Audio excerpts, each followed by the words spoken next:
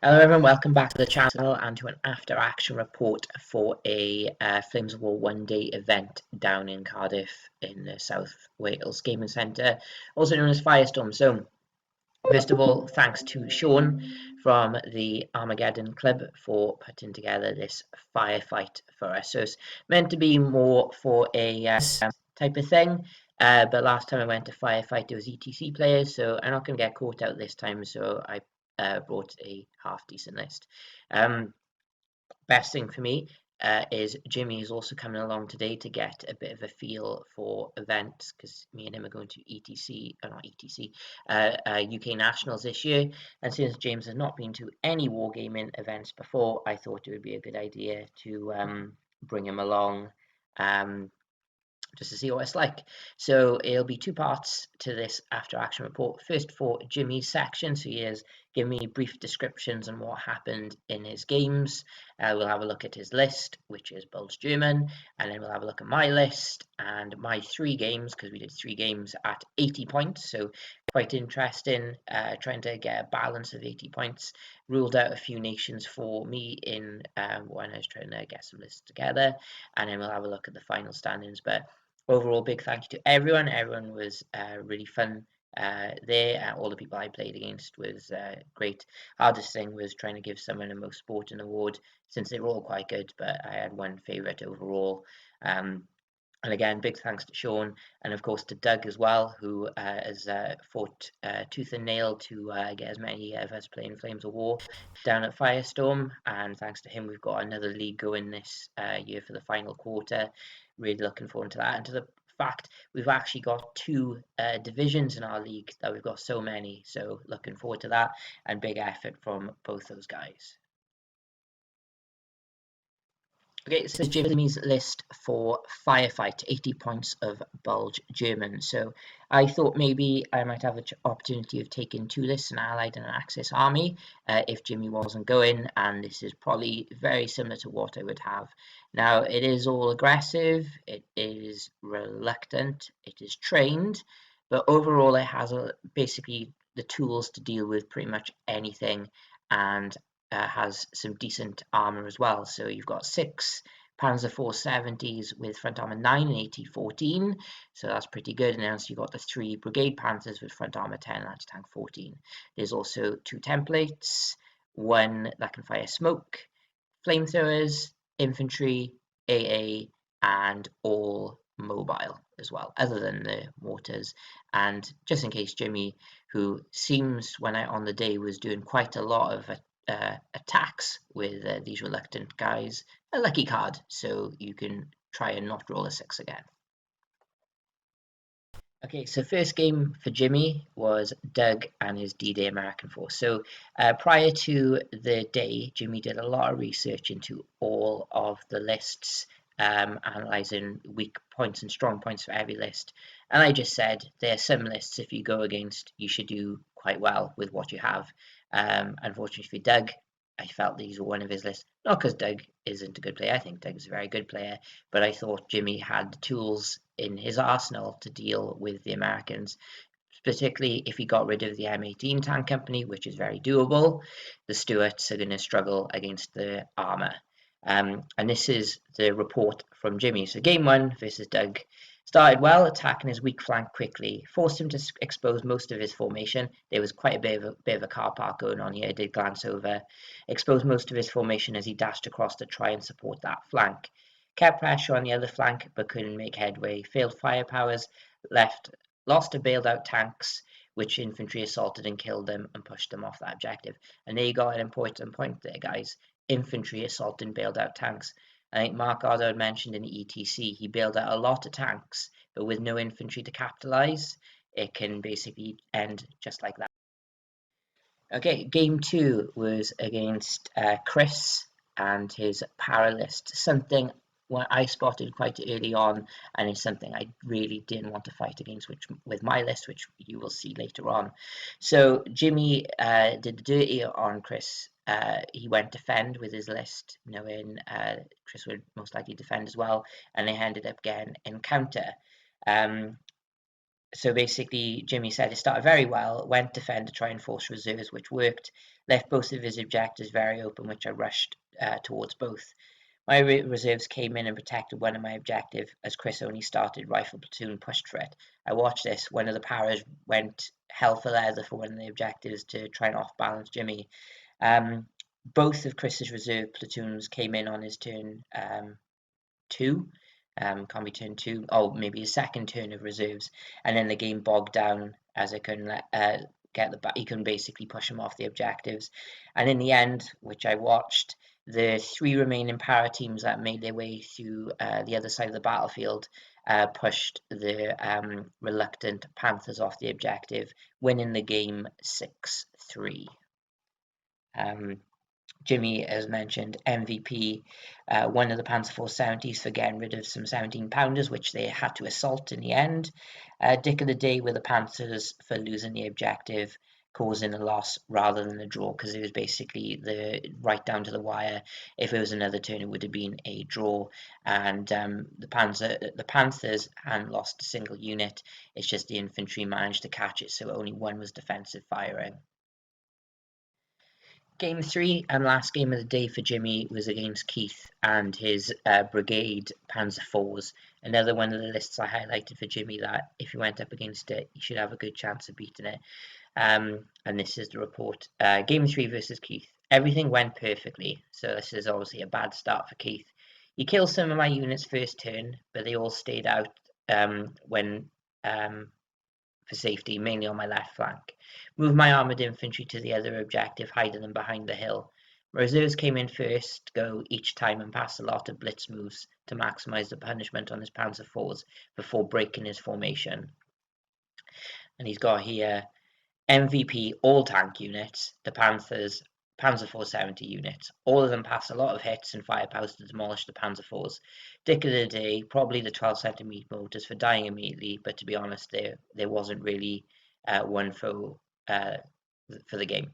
8-1 Jimmy finished on that day, so pretty solid innings for Jimmy over those 3 games. Okay, so I decided to go by British again. I toyed with a few ideas, but mainly I'm going to try and work on my maneuver game over the next few months, because I don't pick maneuver often, because maneuver can end up making you the defender. It does help with maneuver versus defend because you're less likely to have minefields, but overall I couldn't think of a bit of a balance. And then I remembered that recce companies exist, so I had to go for one. And with recce companies with British, you kind of get that combined arms feel. So you get a little bit of infantry, a little bit of artillery with their mortars, anti-tank guns and whatnot.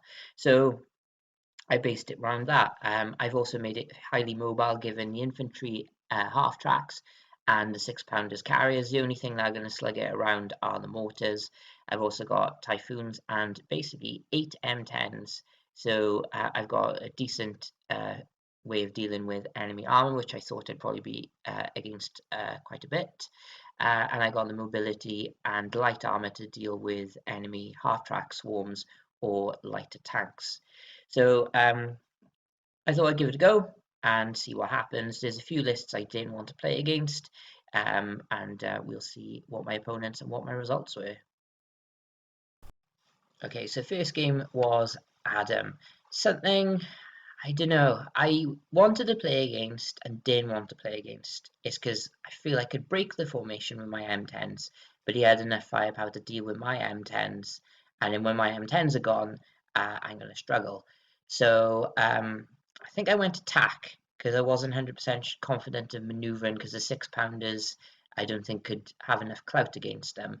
But he went maneuver, and in the end we ended up having an encounter with me as the attacker. So early game I tried to be very, very sneaky. I placed my 6-pounders on top of a hill overlooking his Cromwells on the objective, with his sextons hidden behind a hill on that objective as well. Adam moved away from my 6-pounders, not towards my armoured cars, but to another flank which he was pushing for with his other Cromwell unit. In my turn, I managed to road dash my Daimlers and the HQ straight on top of the objective, and there was nothing there guarding it at all. I fired a smoke barrage to conceal them, and basically it was down to Saxton, since the Cromwells could not get to cover the objective in time to cover it. The Saxtons managed to get 2 guys to contest the objective, but in true spirit he still kept on pushing with the Cromwells on the other flank, and all I had on it was some universal carriers and another unit of Daimlers. So in my turn, all I needed to do was kill 2 Saxtons, and good news, my Typhoons came in with the thanks of a lucky card. Now the Typhoons hit one thing and bailed it. Now the bail isn't great, but if I had 2 bails, that could have been game. I was glad it didn't, because it kept on going.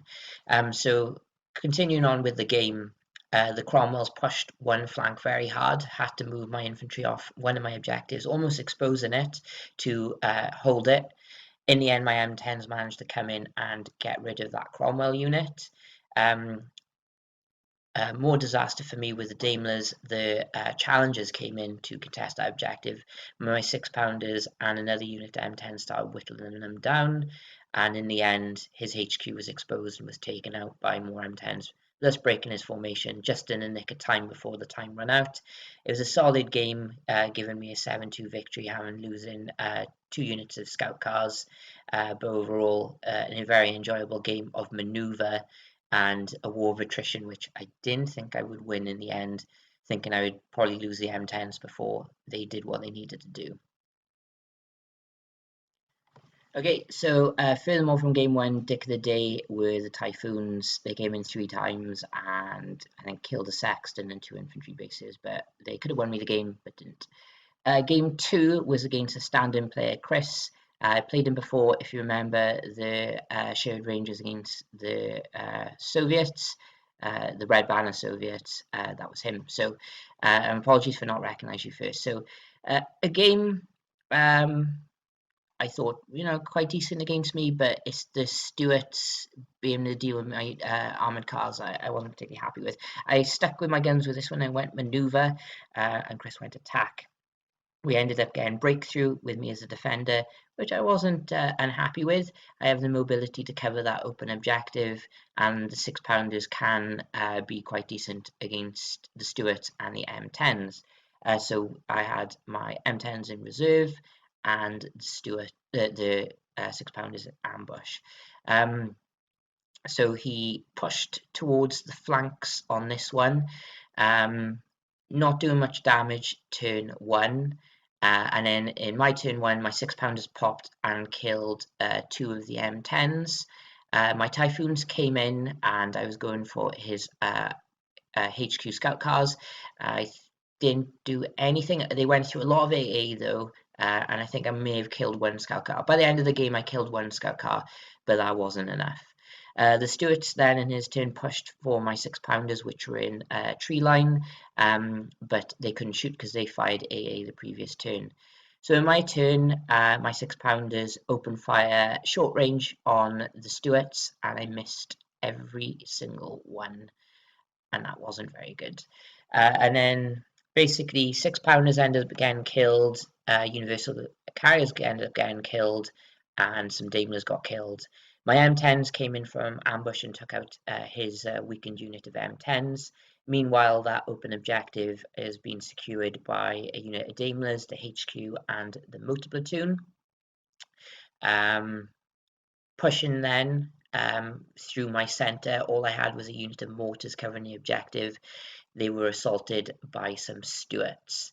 And then basically another unit of Stuarts got mauled by some M10s.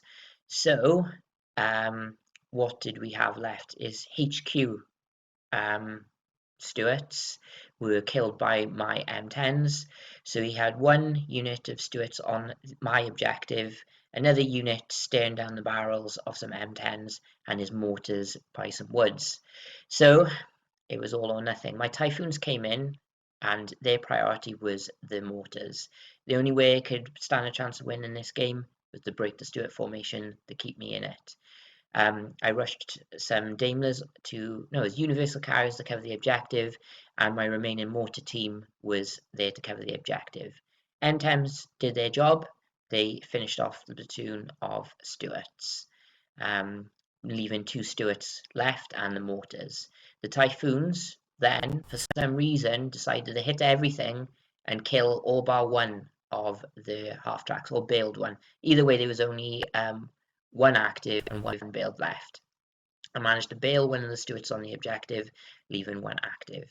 So in Chris's turn, of course, the mortars decided to run away, breaking that formation.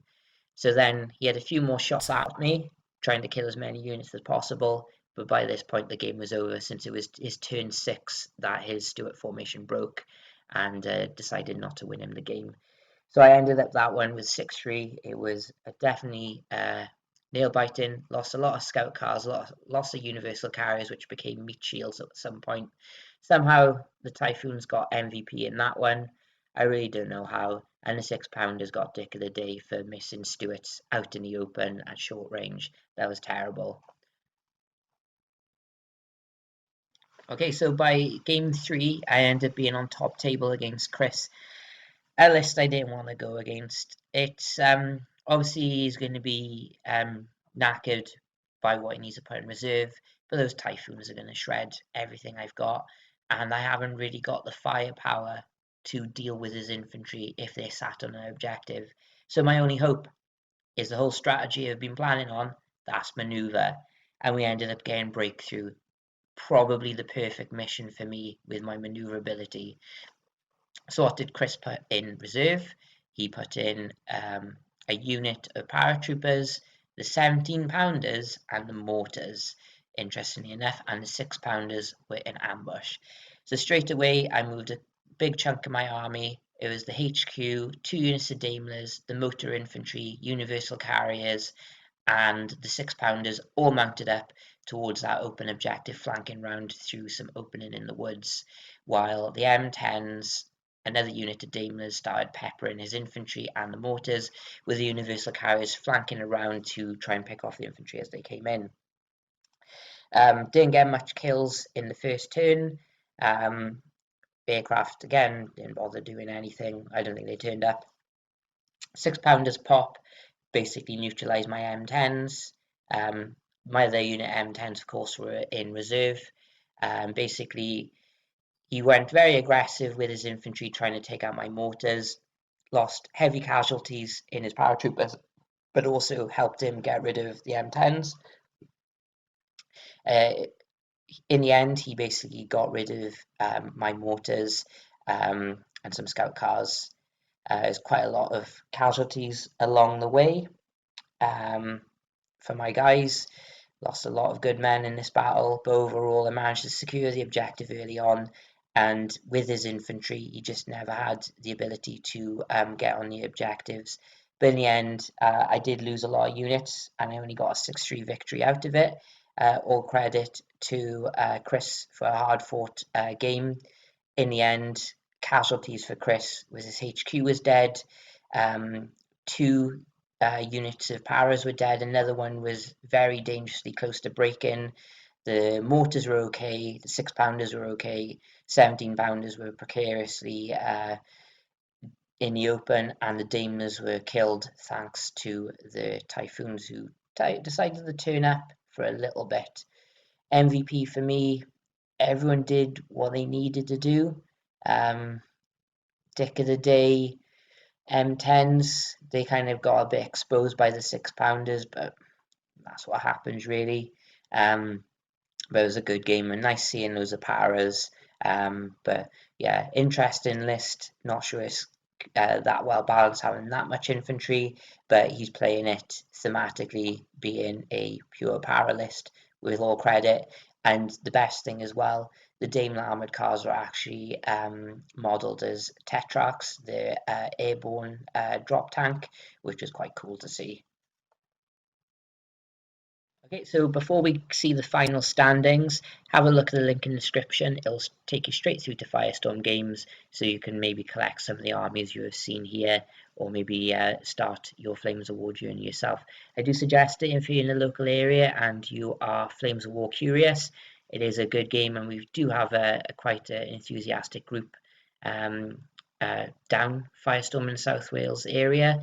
So the more we have, the more we can start pushing for bigger tournaments like Welsh Nationals, which would be a 2-day event. It's definitely something I want to push towards, Sean. So remember, if you did like it, please comment to see that you'd be interested. I know some of the guys affiliated with the channel probably would be interested, depending when it is. But yeah, Nationals is a good laugh. Well, the Welsh Nationals would definitely be a highlight for Sean, Doug, and myself to progress to at some point. Okay, so here are the final scores over our 3 rounds, and we've also got the most sporting nominations there. I'm quite glad I got one. I'm pretty sure I voted for myself, but yeah, there we go. Nice to have one. But yeah, Chris Walker having 3, well deserved. Got my vote. Of course, I had to give him 1 vote. He's got 3. Everyone who played against him gave him a vote. So excellent player and fun to play against. Would definitely love to play against again. As you can see, everyone got a few points. There's quite a few draws along the way. Chris Walker again, 3rd spot, being me and him top table. I always find it hard to the top table. Whoever wins tends to become 1st, and whoever loses that one tends to drop down to 3rd. So it's always quite difficult. But the biggest thing that I say with pride is Jimmy finishing 2nd. My protege, so to speak, being on the channel, and with what I said as reluctant firepowers, getting 2nd point was very well done with a total of 18 points. Now, if I'd lost another unit in my first game, well, that dropped me down to a lot less, would be tie, I think. So could have pipped me there, but I'm not sure what would have broken the tie. Maybe it's the most sporting. Some people do most sporting. Now, I did take 1st spot, and there's now official rankings for Flims War players in Wales that with this event has put me top spot. So I'm very proud of that.